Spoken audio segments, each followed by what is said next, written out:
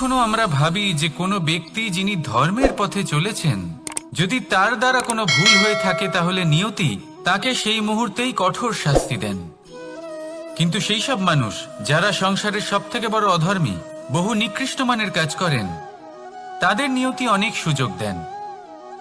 তাদের নিয়তি এরকম কঠোর প্রহার করেন না। এই ভাবনা কখনো না কখনো মনে আসেই। ভেবে দেখুন কেন? আসলে জীবনকে বেশিরভাগ মানুষ একভাবেই দেখে থাকেন, বিভিন্ন স্তরে একে দেখা উচিত। এবার আপনি বলুন, এই সংসারে কোনো অধর্মী কখনো প্রেরণার উৎস হতে পারেন? কখনোই নয়। যে মানুষ নিজের আত্মাকে মলিন করে ফেলেছেন, তিনি এই সংসারকে কিভাবে প্রেরণা যোগাবেন? উনি নিজেই বুঝতে পারেন না কোনটা করা উচিত, ধর্ম কোনটা। তাই নিয়তি তাকে একটা সুযোগ দেন, এটা বোঝার সুযোগ দেন যে কোনটা উচিত, কোনটা ধর্ম। সুযোগ দেন নিজের বিবেক জাগিয়ে তোলার, তাকে সুযোগ দেন নিজের অন্তরাত্মার ডাক শোনার। যখন তাতেও কাজ হয় না, তখন নিয়তির কাছে একটাই পথ বাকি থাকে, আর তা হল মহাবিনাশ। মহাবিনাশ হয়তো দেরিতেই আসতে পারে, কিন্তু তা অবশ্যই আসবে। আর যখন মহাবিনাশ আসে, তখন মহাবিনাশের যন্ত্রণা সমগ্র মানব জীবনের যন্ত্রণার থেকে অনেক বেশি হয়। এই কথাটা সবসময় মনে রাখবেন। আর অন্যদিকে যে মানুষ ধর্মের পথে চলছেন, তার দ্বারা যদি কোনো ভুল হয়ে থাকে, তখন নিয়তি তার পরীক্ষা নেন। কিছুক্ষণের জন্য মানুষের মনে হতে পারে নিয়তি তাকে কঠোর শাস্তি দিয়েছেন, কিন্তু সময়ের সাথে আমরা সবাই দেখি যে যখন সেই মানুষ সেই পরীক্ষায় উত্তীর্ণ হন, এই সমস্ত সংসারের জন্য প্রেরণার উৎস হয়ে ওঠেন। অর্থাৎ নিয়তি প্রত্যেক মানুষকে তার কর্ম অনুসারে উচিত ফলও দেন, উচিত শাস্তিও দেন। পার্থক্য হলো শুধুমাত্র সময় আর আপনার দৃষ্টিভঙ্গি। তাই ধর্মের পথে চলুন আর আমার সাথে ভালোবেসে বলুন, রাধা রাধা। দ্বিধাবোধ। অনেক সময় আমরা জীবনে সেই বাঁকে এসে পৌঁছই যেখানে আমরা বুঝতেই পারি না যে এবার কোন দিক নির্বাচন করা উচিত। কখনো এদিকে যাওয়া উচিত মনে হয়, কখনো ওদিকে যাওয়া উচিত মনে হয়, কখনো দুদিকেই যাওয়া প্রয়োজনীয় বলে মনে হয়, কিন্তু তা তো সম্ভব নয়। কখনো কখনো এটা মনে হয় যে এখানেই থেমে যাওয়া ভালো, কোথাও না যাওয়াই শ্রেয়। এবার একেই তো দ্বিধাবোধ বলে। সংসারে এমন কোনো দ্বিধা নেই যার সমাধান সম্ভব নয়। এই দ্বিধাবোধ স্বাভাবিক। আর আপনার এই দ্বিধাকে আমি একটু সরল করে দিই। দ্বিধাগ্রস্ত হয়ে নির্বাচন করলে তখন এটা মাথায় নিয়ে করবেন যে আপনার এই নির্বাচনের ফলে এই সংসারের ওপর, এই সমাজের ওপর কি প্রভাব পড়তে পারে। নিজের লাভ ক্ষতির বিষয়ে ভাবা ছেড়ে দিন আর কর্ম করুন সংসারের মঙ্গলের জন্য, আগামী প্রজন্মের মঙ্গলের জন্য। ভাবুন আপনার এই নির্বাচনের জন্য কিভাবে তাদের জীবনের উদ্ধার সম্ভব। কারণ এই ভাবনাই হলো উচিত ভাবনা। কারণ অনেক সময় ওষুধ একটু কড়া মনে হতেই পারে, কিন্তু এই ওষুধই তো রোগ মুক্তি ঘটায়। সেইভাবে আপনাকেও এই দ্বিধার মুহূর্তে কঠিন নির্বাচন করতে হতে পারে। এই কঠিন নির্বাচন জীবনে কঠিন পরিস্থিতিও আনতে পারে, কিন্তু যদি এই নির্বাচন ধর্মসঙ্গত হয়, যদি এর দ্বারা সংসারের মঙ্গল হয়, তাহলে এই নির্বাচনই হলো সঠিক নির্বাচন। আসুন আমার সাথে ভালোবেসে বলুন, রাধা রাধা। মানুষ নানান ধরনের বাসনা পোষণ করেন, তাদের নানান ইচ্ছে থাকে, অভিলাষা থাকে, নানান কামনা করতে থাকেন, স্বপ্ন দেখেন, প্রার্থনা করেন যেন তা সফল হয়, নিজের সম্পন্নতা কামনা করেন, আর শেষে নিরাশ হয়ে যান কারণ এসব কিছুই পান না। আপনাকে একটা ছোট্ট উদাহরণ দিই। জঙ্গলের রাজা কাকে বলা হয়? সিংহকে। এবার যেহেতু সিংহ বনের রাজা, তাই হরিণ তো তার কাছে এসে এটা বলতে পারে না যে আপনি হলেন বনের রাজা, তাই আপনি আমাকে মেরে ফেলুন, আমাকে খেয়ে ফেলুন আর নিজের ক্ষুধা নিবারণ করুন। এমন তো হয় না। সিংহ যতই বনের রাজা হোক, তাকেও পরিশ্রম অবশ্যই করতে হয়, তবেই তার ক্ষুধা নিবারণ হয়। সেইভাবেই আপনার সমস্ত স্বপ্ন, আপনার সমস্ত ইচ্ছে, আপনার সমস্ত অভিলাষা, সমস্ত আকাঙ্ক্ষা পূরণ হবেই, অবশ্যই হবে, পরিশ্রমের দ্বারা। শুধু ভাবলেই হবে না।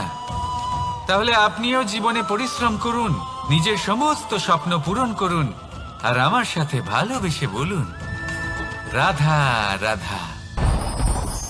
আপনি কি কখনো কোনো উঁচু পর্বতের শিখরে পৌঁছতে পেরেছেন?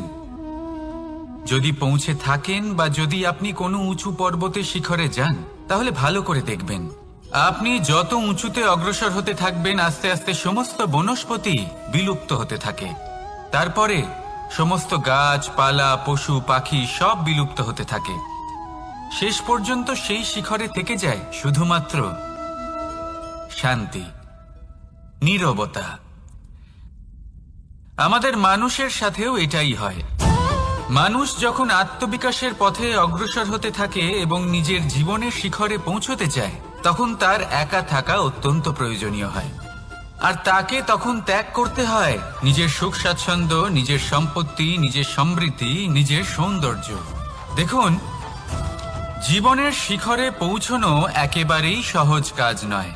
এ হলো অত্যন্ত দুর্গম এক পথ। কিন্তু যদি আপনি সেখানে পৌঁছতে চান, তাহলে আপনাকে ত্যাগের প্রবৃত্তি জাগিয়ে তুলতে হবে।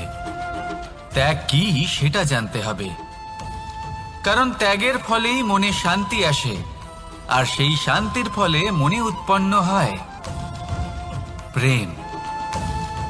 আর এই প্রেমই হলো জীবনের অন্তিম লক্ষ্য। তাহলে আসুন আমার সাথে ভালোবেসে বলুন, রাধা রাধা। অধিকার, এটা না কোনো সাধারণ শব্দ, না কোনো ব্যবসা, নিজেই একটা অদ্ভুত ব্যাপার এই অধিকার। স্বয়ং ঈশ্বর মানুষকে জীবন বাঁচার অধিকার দিয়েছেন।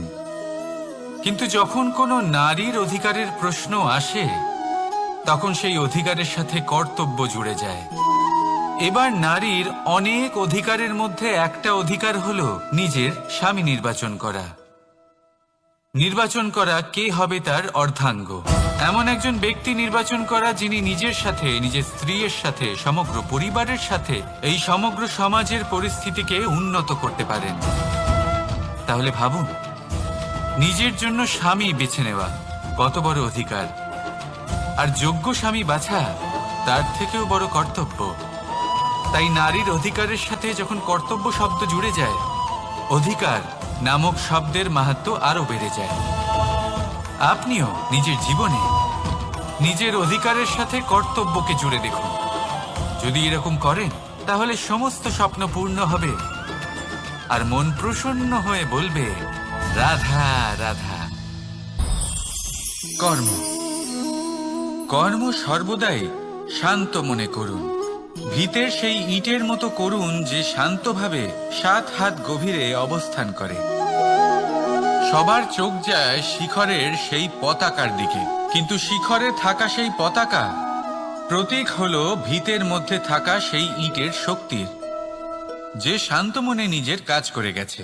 তাই এইভাবেই নিজের কর্ম করুন শান্ত মনে, সন্তোষ ভাব নিয়ে। কলরব যা করার তা আপনার সাফল্যকে করতে দিন, কারণ যখন সাফল্যের এই জয় জয়কার চারিদিকে ছড়িয়ে পড়ে, তখন কর্মের এই মৌনতা আরো শক্তিশালী হয়ে ওঠে। তাহলে আসুন আমার সাথে ভালোবেসে বলুন, রাধা রাধা। পরীক্ষা এমন একটা শব্দ যেটা শুনে সংসারের বেশিরভাগ মানুষই ভয়ভীত হয়ে পড়েন। কারণটা কি? অসফলতার ভয়। পরীক্ষা এই শব্দের যদি আমি অন্য দিকটা দেখাই, তার তাৎপর্য এই নয় যে আপনার দুর্বলতা সবার সামনে তুলে ধরবে। এটা তো হলো সেই যুক্তি যা আপনার বল, সাহস, শক্তিগুলি সবার সম্মুখে তুলে ধরবে। আগে হ্যাঁ, এটাই হলো সেই যুক্তি। আপনি নিজেই কখনো দেখবেন, পরীক্ষার সময় আপনার অন্তরের অনেক গুণ বাইরে বেরিয়ে আসে। এমন কোন শক্তির উদ্ভব হয় যার বিষয়ে আপনি নিজেও জানতেন না, ঠিক কিনা? তাই এই পরীক্ষাকে কখনো ভয় পাবেন না। বিশ্বাসের সাথে নির্ভীক হয়ে এটার সম্মুখীন হন। দিনের শেষে এই পরীক্ষা শুধুই আপনাকে উজ্জ্বল করবে, আপনাকে আরো শ্রেষ্ঠ করে তুলবে। তাহলে আসুন আমার সাথে ভালোবেসে বলুন, রাধা রাধা। জলে জলকেলি করতে কে না ভালোবাসেন? আমাদের মধ্যে প্রত্যেক মানুষ চান কোথাও একটা সরোবরে, কোনো নদীতে, জলের মাঝে জলক্রীড়া করে আনন্দ উপভোগ করতে, তাই তো? এবার বলুন, আমাদের মধ্যে এমন কে কে আছেন যারা সাগরের ঢেউয়ের মধ্যে এক পাড় থেকে অন্য পাড়ে সাঁতার কেটে যাবার সাহস রাখেন? কে আছেন এমন? এবার এই কাজ তো হলো অত্যন্ত কঠিন। আমরা পার পছন্দ করি, জলকেলি করতে ভালোবাসি, কিন্তু পাড়ের কাছে, সমুদ্রের ঢেউয়ে নয়। কিন্তু একটা কথা মনে রাখবেন, যেই দিন এই পাড়ের কথা ভুলে গিয়ে আমরা সাগরের ঢেউয়ের সাথে লড়াই করার সাহস রাখব, সেই দিনই সাগরের ঢেউয়ের সাথে লড়াই করার শক্তিও আমরা পেয়ে যাব। পার আমাদের অত্যন্ত প্রিয়, আমাদের সুরক্ষিত রাখে, কিন্তু এটা আমাদের দুর্বল করে তোলে। তাই এই পারের মায়া ত্যাগ করুন আর সাগরের ঢেউয়ের সাথে লড়াই করার সংকল্প নিন। নিজের প্রতি বিশ্বাস রাখুন, তারপর দেখুন কি হয়। সফলতার শিখরে আপনার এই জীবন পৌঁছবে আর ভালোবেসে বলবে, রাধা রাধা। মানুষ যখনই নিজের জীবনে নতুন কিছু করতে যায় তখন ভয়ভীত হয়ে থাকে, ভাবে যদি আমি অসফল হই তাহলে কি হবে, কে কি ভাববে, কেউ আমাকে দেখে হাসবে কিনা। যদি আমি আমার মতামত দিই তাহলে বলবো, এইসব পরীক্ষার সম্মুখীন হতে কখনো ভয় পাবেন না। কারণ যাই হোক না কেন, পরিণাম দুটোই হতে পারে। একটা হয় আপনি জিতে যাবেন, দ্বিতীয় পরিণাম আপনি হেরে যাবেন। খুব সোজা।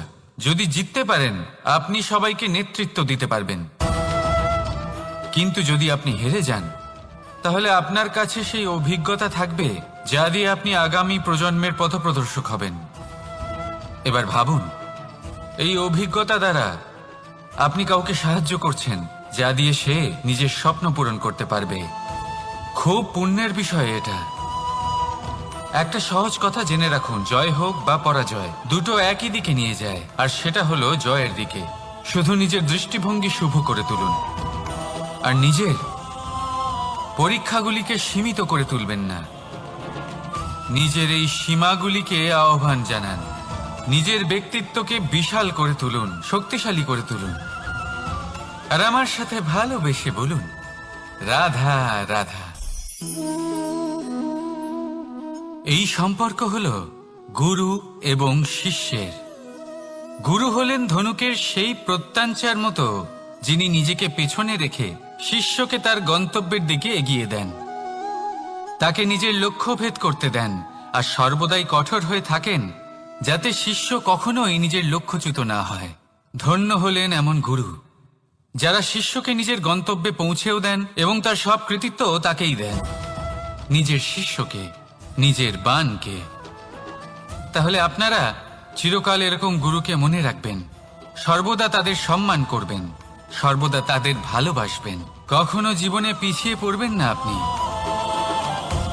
আসুন আমার সাথে ভালোবেসে বলুন, রাধা রাধা। আপনি কখনো আতর মেখেছেন? একটা শ্রেষ্ঠ আতরের গুণ হলো ওকে মাখার পরে অনেক দিন পর্যন্ত তার সুবাস থেকে যায়। তারপরে আপনি বস্ত্র বদল করুন বা রেখে দিন, তার সুবাস থেকেই যায়। এবার ধরে নিন এই আতর হলো আপনার কর্ম, আর আপনার শরীর, আপনার বস্ত্র হলো আপনার জিহ্বা। যত শ্রেষ্ঠ আপনার কর্ম হবে তত বেশি এই সংসার আপনাকে জানবে। আপনার কর্ম যদি সর্বশ্রেষ্ঠ হয় তাহলে সারা জীবন মনে রাখবে, আর জীবনের পরেও আপনাকে ভুলবে না।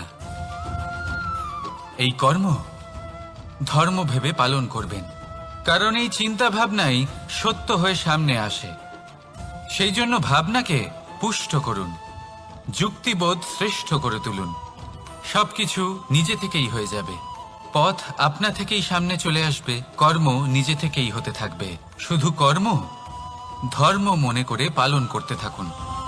আর আমার সাথে ভালোবেসে বলুন, রাধা রাধা।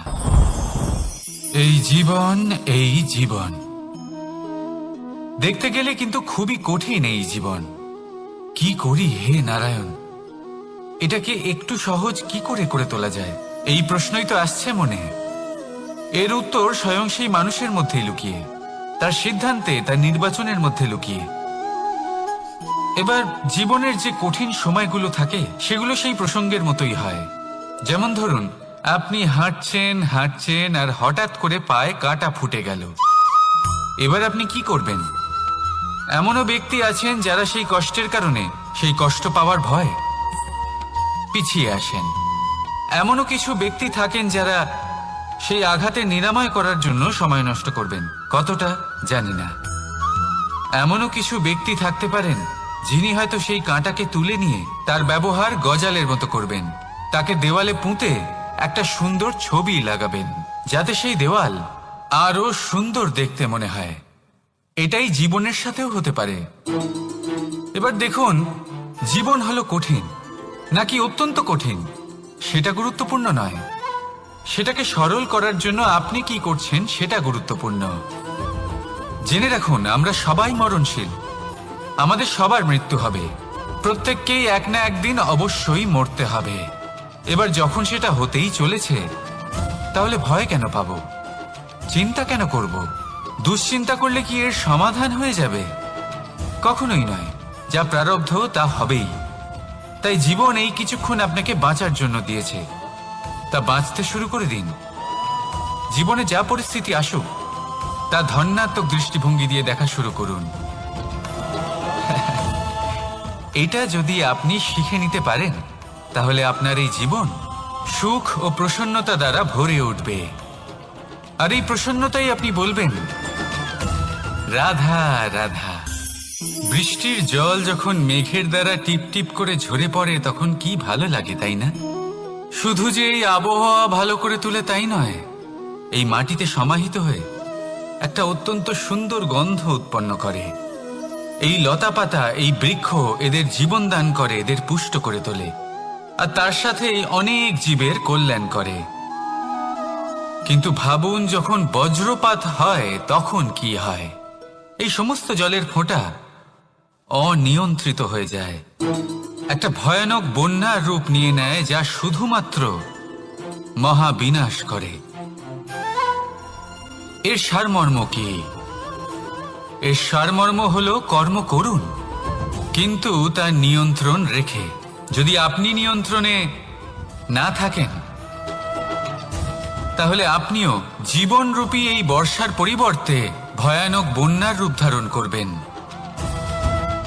এবার বিকাশ ঘটাবেন নাকি বিনাশ, সিদ্ধান্ত হলো আপনার। যদি বিকাশ ঘটাতে চান, তাহলে নিজের কর্মের সাথে সাথে নিজের মনকেও নিয়ন্ত্রণ করতে শিখুন। এই মনকে সংযত করুন, একে নিয়ন্ত্রণে রাখুন, নিজের কর্মকে নিয়ন্ত্রণে রাখুন, ভারসাম্য বজায় রাখুন। আর আমার সাথে ভালোবেসে বলুন, রাধা রাধা। কখনো ঘোড়া আর তার ঘোড়সওয়ারিকে দেখেছেন? ঘোড়ার ডান এবং বাম দিকে যেন একটা পর্দা লাগানো থাকে। তার কারণ কি? যাতে ঘোড়া অন্য কোনো দিকে দেখতে না পায়, শুধুমাত্র সামনে দেখে আর সেই দিকেই এগোতে থাকে। বলতে গেলে এটা খুব সাধারণ ব্যাপার, কিন্তু এর পেছনে খুব বড় এক বিজ্ঞান লুকিয়ে রয়েছে। আপনি যদি জীবনে নিজের লক্ষ্যে পৌঁছতে চান, তাহলে আপনাকে এদিক ওদিক তাকানো বন্ধ করতে হবে, শুধু সামনে নিজের লক্ষ্যের দিকে তাকিয়ে থাকতে হবে। তখনই জীবনে সাফল্য লাভ করবেন। ঘোড়া তো শুধুমাত্র এক পশু, তার উপরে লাগাম পরাতে হয়, চোখের ডান এবং বাম দিকে পর্দা পরিয়ে দেওয়া হয়। আপনি হলেন মানুষ, আপনাকে লাগাম কে পরাবে? কেউ না। এটা আপনাকে নিজেকেই করতে হবে। মনের গভীরে প্রবেশ করুন আর আবেগগুলিকে লাগাম পরান, তাদের নিয়ন্ত্রণ করতে শিখুন। আর নিজের দৃষ্টি সামনে, শুধু নিজের লক্ষ্যের দিকে। মনে রাখবেন, যদি আপনার দৃষ্টি শুধুমাত্র নিজের লক্ষ্যে থাকে, তাহলে লক্ষ্য ভেদ অবশ্যই করবেন। যদি একাগ্রতা এদিক ওদিক চলে যায়, তাহলে লক্ষ্য হারিয়ে যাবে। রাধা রাধা।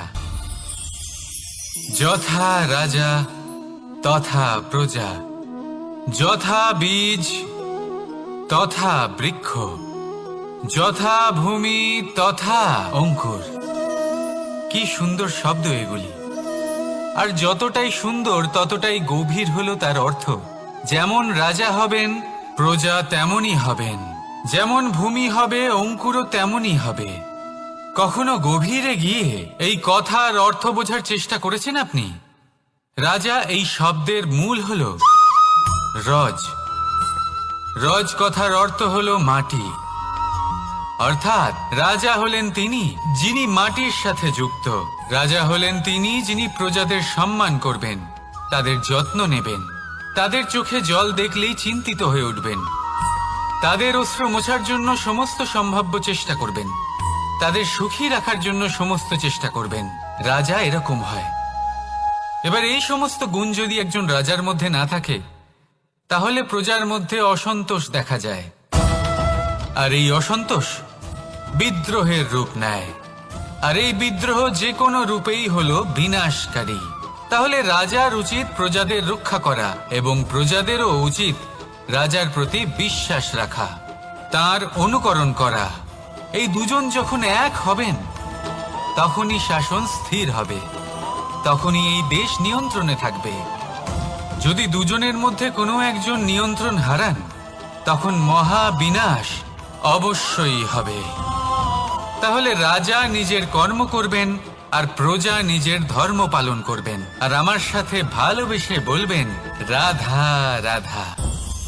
এই বৃক্ষ দেখতে পাচ্ছেন, বটবৃক্ষ। এই সংসারের সব থেকে বড় বৃক্ষের মধ্যে অন্যতম। কি না করে এই বৃক্ষ! অনেক বছর ধরে বেঁচে থাকে এই বৃক্ষ। এই বৃক্ষ সর্বদাই বাড়তে থাকে। কত পশু পাখিদের এই বৃক্ষ আশ্রয় প্রদান করে। পথ চলতি পথচারীদের এই বৃক্ষ ছায়া প্রদান করে, আশ্রয় প্রদান করে, বিশ্রাম করার জায়গা দেয়, শীতল ছায়া দেয়। বটবৃক্ষ সংসারের সব থেকে বড় বৃক্ষদের মধ্যে একটা বৃক্ষ। এই বৃক্ষের বীজ সর্ষে দানার থেকেও ছোট হয়, কিন্তু তা মাটির মধ্যে সমাহিত হয়ে যায়, নিজের খোলসকে ভেঙে প্রথমবার অঙ্কুরিত হয়।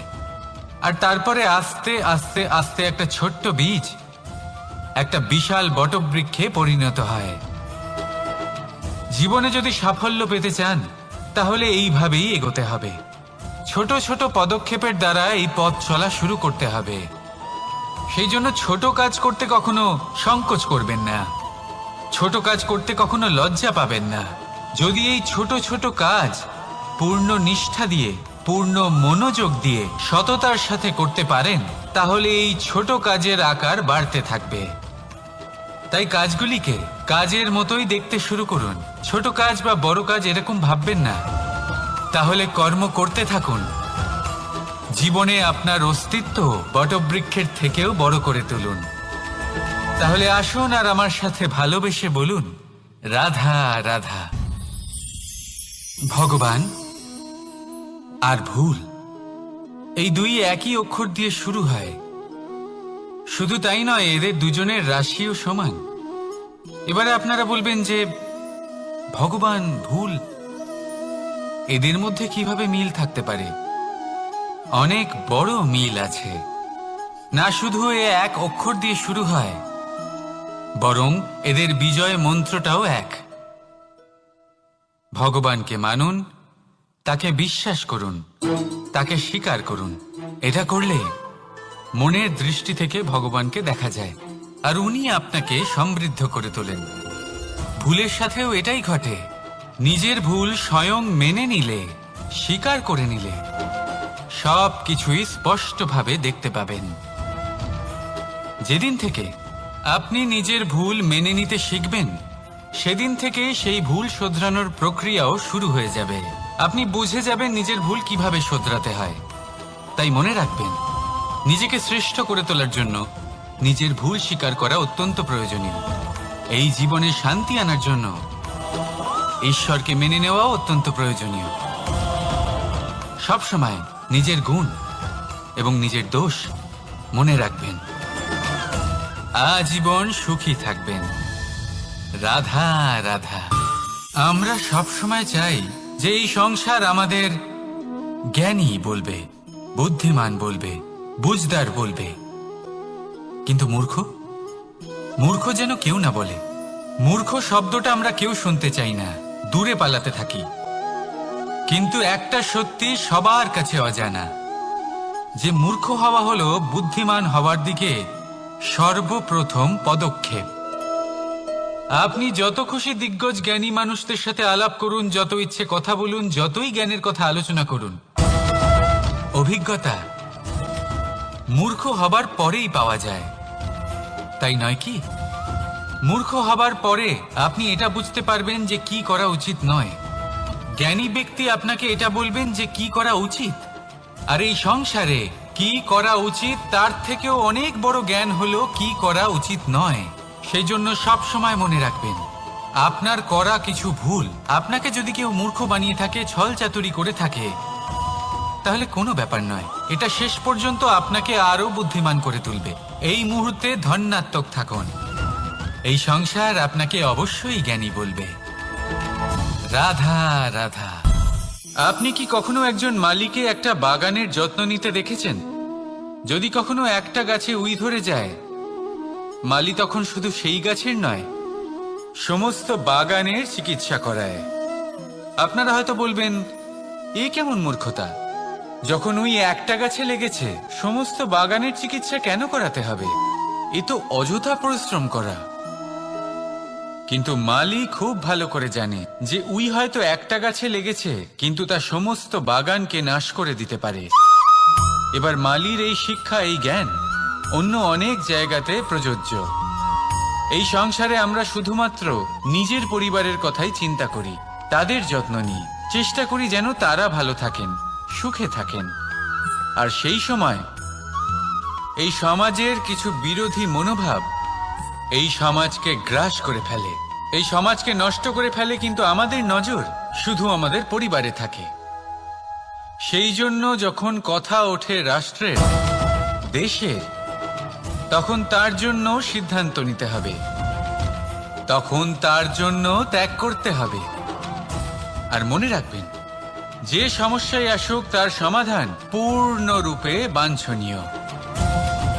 এই সংসারে প্রত্যেক ব্যক্তি যদি নিজের পরিবারেরও খেয়াল রাখেন এবং সমাজেরও খেয়াল রাখেন এবং সঠিকভাবে এই দেশেরও খেয়াল রাখেন, তবেই এই দেশ সম্পন্ন হতে পারবে। তাহলে আপনিও সেই প্রয়াস করুন আর আমার সাথে ভালোবেসে বলুন, রাধা রাধা। কথায় বলা হয়, জীবনে ভালোবাসাই হলো সুখের মূল। এটা সত্য। এবার প্রশ্ন হলো এটাই যে এই ভালোবাসা কার সাথে করা উচিত? যদি আপনি কিছুক্ষণের জন্য সুখ পেতে চান, তাহলে ভালোবাসুন নিজের রুচি মতো। যদি আপনি কিছুদিনের জন্য সুখ পেতে চান, ভালোবাসুন নিজের বন্ধুদের। যদি আপনি কয়েক মাসের জন্য, কয়েক বছর বা অনেক বছরের জন্য সুখী হতে চান, তাহলে ভালোবাসুন নিজের পরিবারকে, মাতা পিতা, নিজের সন্তান, স্বামী স্ত্রী, নিজের আত্মীয়দের।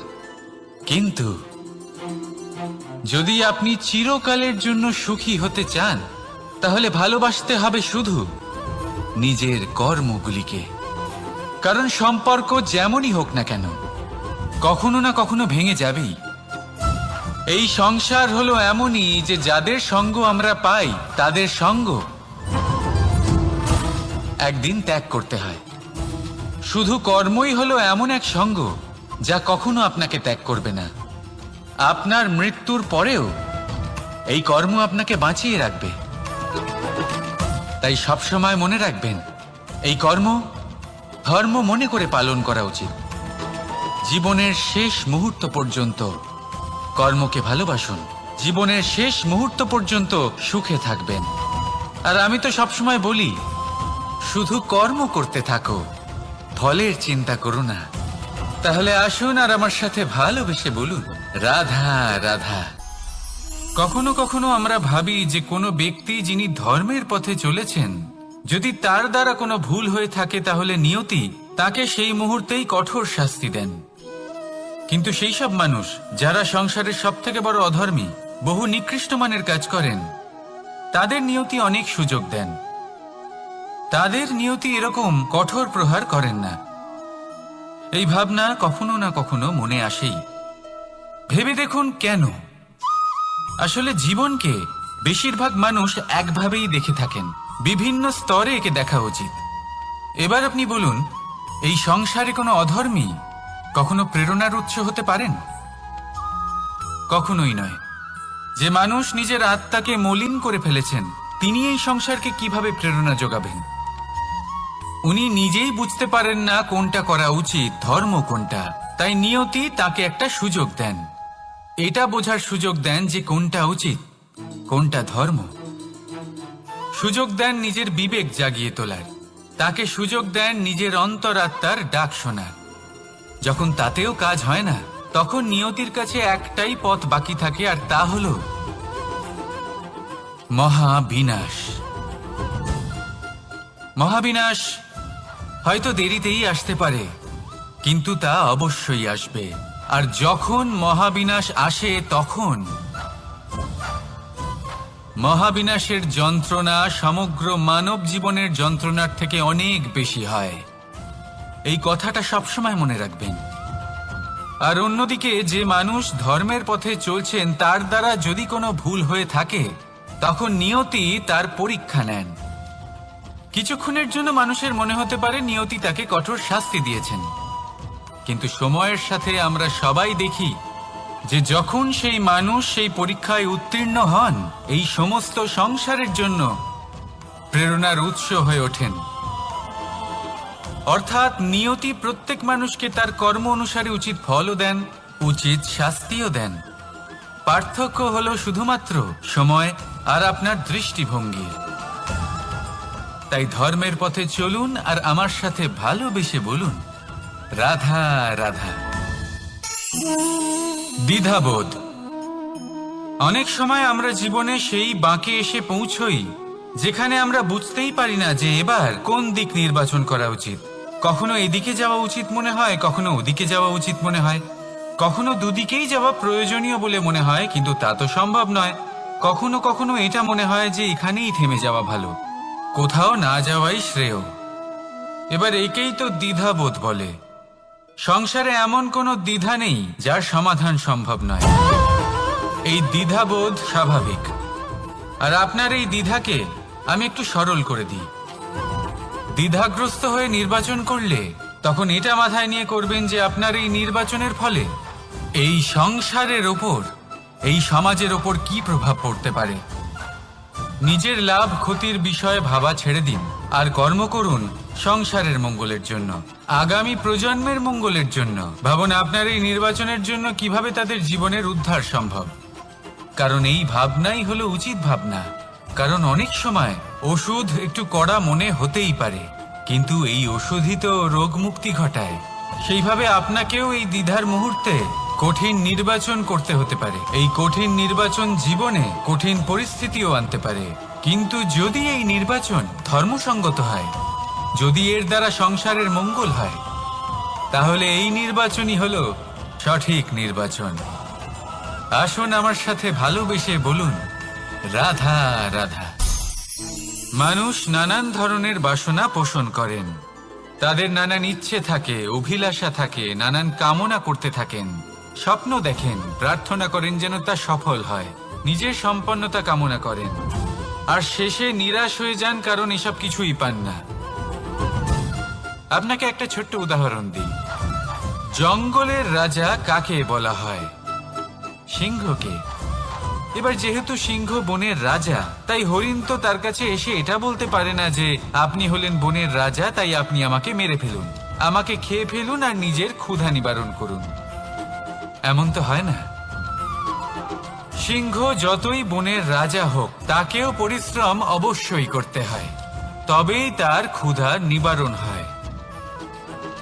সেইভাবেই আপনার সমস্ত স্বপ্ন, আপনার সমস্ত ইচ্ছে, আপনার সমস্ত অভিলাষা, সমস্ত আকাঙ্ক্ষা পূরণ হবেই, অবশ্যই হবে, পরিশ্রমের দ্বারা। শুধু ভাবলেই হবে না, তাহলে আপনিও জীবনে পরিশ্রম করুন, নিজের সমস্ত স্বপ্ন পূরণ করুন, আর আমার সাথে ভালোবেসে বলুন, রাধা রাধা। আপনি কি কখনো কোনো উঁচু পর্বতের শিখরে পৌঁছতে পেরেছেন? যদি পৌঁছে থাকেন বা যদি আপনি কোনো উঁচু পর্বতের শিখরে যান, তাহলে ভালো করে দেখবেন, আপনি যত উঁচুতে অগ্রসর হতে থাকবেন আস্তে আস্তে সমস্ত বনস্পতি বিলুপ্ত হতে থাকে। তারপরে সমস্ত গাছপালা, পশু পাখি সব বিলুপ্ত হতে থাকে। শেষ পর্যন্ত সেই শিখরে থেকে যায় শুধুমাত্র শান্তি, নীরবতা। আমাদের মানুষের সাথেও এটাই হয়। মানুষ যখন আত্মবিকাশের পথে অগ্রসর হতে থাকে এবং নিজের জীবনের শিখরে পৌঁছতে চায়, তখন তার একা থাকা অত্যন্ত প্রয়োজনীয় হয়। আর তাকে তখন ত্যাগ করতে হয় নিজের সুখ স্বাচ্ছন্দ্য, নিজের সম্পত্তি, নিজের সমৃদ্ধি, নিজের সৌন্দর্য। দেখুন, জীবনের শিখরে পৌঁছনো একেবারেই সহজ কাজ নয়। এ হলো অত্যন্ত দুর্গম এক পথ। কিন্তু যদি আপনি সেখানে পৌঁছতে চান, তাহলে আপনাকে ত্যাগের প্রবৃত্তি জাগিয়ে তুলতে হবে। ত্যাগ কি সেটা জানতে হবে, কারণ ত্যাগের ফলেই মনে শান্তি আসে, আর সেই শান্তির ফলে মনে উৎপন্ন হয় প্রেম। আর এই প্রেমই হলো জীবনের অন্তিম লক্ষ্য। তাহলে আসুন আমার সাথে ভালোবেসে বলুন, রাধা রাধা। অধিকার, এটা না কোনো সাধারণ শব্দ, না কোনো ব্যবসা। নিজেই একটা অদ্ভুত ব্যাপার এই অধিকার। স্বয়ং ঈশ্বর মানুষকে জীবন বাঁচার অধিকার দিয়েছেন। কিন্তু যখন কোনো নারীর অধিকারের প্রশ্ন আসে, তখন সেই অধিকারের সাথে কর্তব্য জুড়ে যায়। এবার নারীর অনেক অধিকারের মধ্যে একটা অধিকার হলো নিজের স্বামী নির্বাচন করা। নির্বাচন করা কে হবে তার অর্ধাঙ্গ, এমন একজন ব্যক্তি নির্বাচন করা যিনি নিজের সাথে, নিজের স্ত্রীর সাথে, সমগ্র পরিবারের সাথে এই সমগ্র সমাজের পরিস্থিতিকে উন্নত করতে পারেন। তাহলে ভাবুন, নিজের জন্য স্বামী বেছে নেওয়া কত বড় অধিকার, আর যোগ্য স্বামী বাছা তার থেকেও বড় কর্তব্য। তাই নারীর অধিকারের সাথে যখন কর্তব্য শব্দ জুড়ে যায়, অধিকার নামক শব্দের মাহাত্ম্য আরো বেড়ে যায়। আপনিও নিজের জীবনে নিজের অধিকারের সাথে কর্তব্যকে জুড়ে দেখুন। যদি এরকম করেন, তাহলে সমস্ত স্বপ্ন পূর্ণ হবে, আর মন প্রসন্ন হয়ে বলবে, রাধা রাধা। কর্ম, কর্ম সর্বদাই শান্ত মনে করুন। ভিতের সেই ইটের মতো করুন যে শান্তভাবে 7 হাত গভীরে অবস্থান করে। সবার চোখ যায় শিখরের সেই পতাকার দিকে, কিন্তু শিখরে থাকা সেই পতাকা প্রতীক হলো ভিতের মধ্যে থাকা সেই ইটের শক্তির, যে শান্ত মনে নিজের কাজ করে গেছে। তাই এইভাবেই নিজের কর্ম করুন শান্ত মনে, সন্তোষ ভাব নিয়ে। কলরব যা করার তা আপনার সাফল্যকে করতে দিন, কারণ যখন সাফল্যের এই জয় জয়কার চারিদিকে ছড়িয়ে পড়ে, তখন কর্মের এই মৌনতা আরো শক্তিশালী হয়ে ওঠে। তাহলে আসুন আমার সাথে ভালোবেসে বলুন, রাধা রাধা। পরীক্ষা এমন একটা শব্দ যেটা শুনে সংসারের বেশিরভাগ মানুষই ভয়ভীত হয়ে পড়েন। কারণটা কি? অসফলতার ভয়। পরীক্ষা এই শব্দের যদি আমি অন্য দিকটা দেখাই, তার তাৎপর্য এই নয় যে আপনার দুর্বলতা সবার সামনে তুলে ধরবে।